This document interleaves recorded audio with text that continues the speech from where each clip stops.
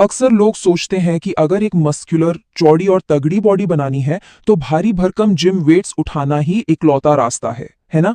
लेकिन आज हम इस पुरानी धारणा को पूरी तरह से तोड़ने वाले हैं।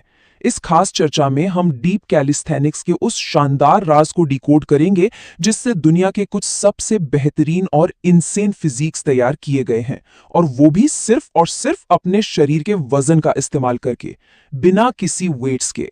चलिए सीधा मुद्दे पर आते हैं। तो सबसे बड़ा सवाल, क्या भारी जिम वेट्स ही मसल्स बनाने का एकमात्र तरीका है? विज्ञान इसका जवाब एकदम साफ देता है, बिल्कुल नहीं।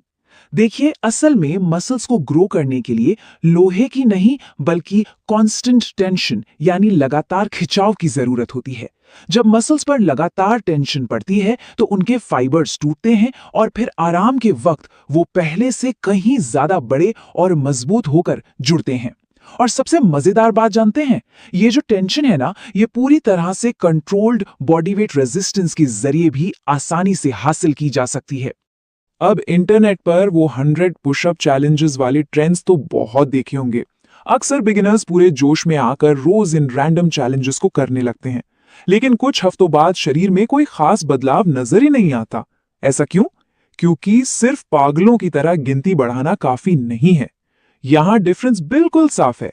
एक तरफ है बिना सोचे समझे किए गए अनगिनत पुशअप्स जिनका कोई फायदा नहीं, और दूसरी तरफ है डीप कैलिस्थेनिक्स का असली विज्ञान जो गारंटीड रिजल्ट्स देता है। तो आखिर ये डीप कैलिस्थेनिक्स भला क्या है? ये सिर्फ अनगिनत रेपिटेशंस लगाने के बारे में बिल्कुल नहीं है। इसका असली मतलब है प्रोग्रेसिव डिफिकल्टी और कांस्टेंट मसल टेंशन के जरिए अपनी स्ट्रेंथ पर मास्टरी हासिल करना। जितने भी एडवांस्ड एथलीट्स हैं, उनका असली राज यही है। अगर सच्ची ग्रोथ चाहिए तो प्रोग्रेशन बेहद जरूरी है। शरीर को लगातार नए और ज्यादा मुश्किल चैलेंजेस देने पड़ते हैं। जैसे जिम में धीरे धीरे वजन बढ़ाया जाता है ना, ठीक वैसे ही यहां डिफिकल्टी लेवल को बढ़ाना होता है। अब शायद दिमाग में यह सवाल आ रहा होगा कि बिना वेट्स के डिफिकल्टी कैसे बढ़ाई जाए। इसे इस पुशअप प्रोग्रेशन से समझिए। शुरुआत होती है एक नॉर्मल पुशअप से।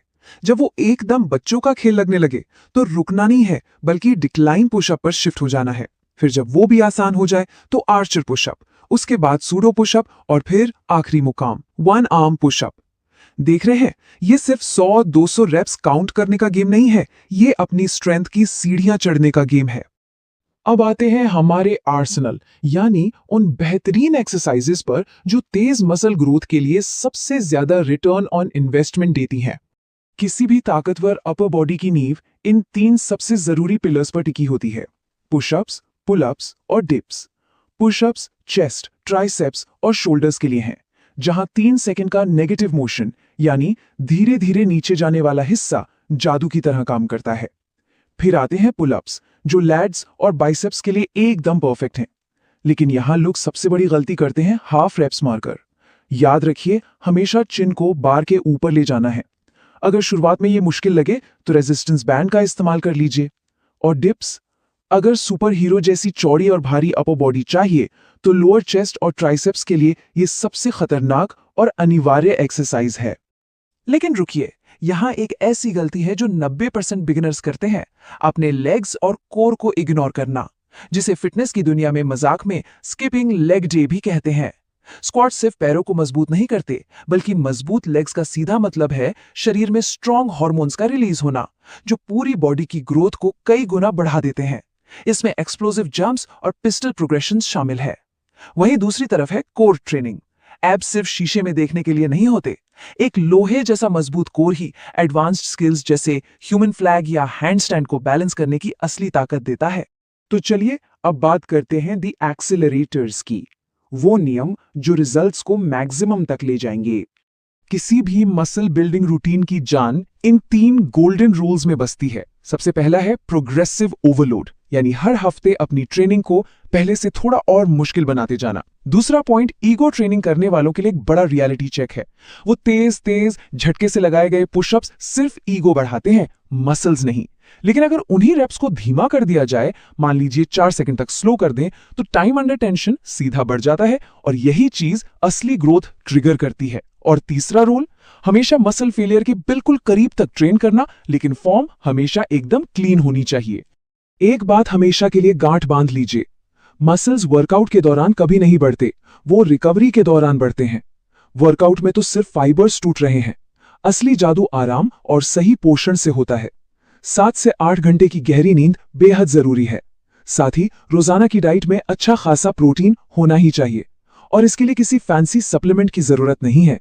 अंडे, पनीर, चिकन, दाल, दूध या पीनट बटर जैसे बिल्कुल आम और सस्ते खाद्य पदार्थों से यह आसानी से मिल जाता है।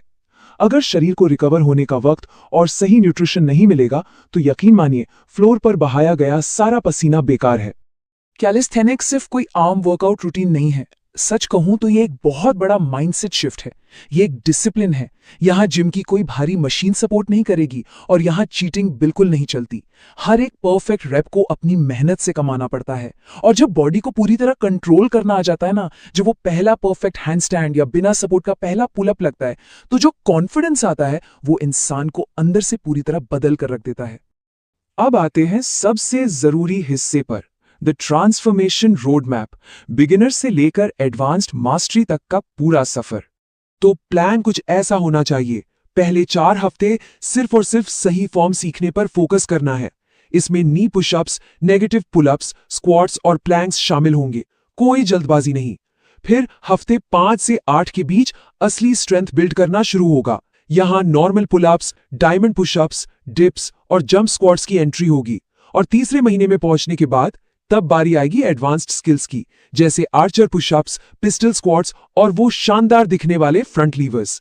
ये एक पूरा step by step road map है जो बिना किसी महंगे जिम के लगातार आगे बढ़ने की गारंटी देता है। तो ये सब कंसिस्टेंसी के साथ करने के बाद आखिर रिजल्ट्स क्या मिलेंगे? देखिए, कैलिस्थेनिक्स एथलीट्स की बॉडी में एक अलग ही बात होती है। उनका शरीर बॉडी बिल्डर्स की तरह अननेसेसरी बल्कि या फूला हुआ नहीं लगता। इसके बजाय उनमें एक ऐसी एथलेटिक शार्पनेस होती है जो सीधे फंक्शनल ट्रेनिंग से आती है।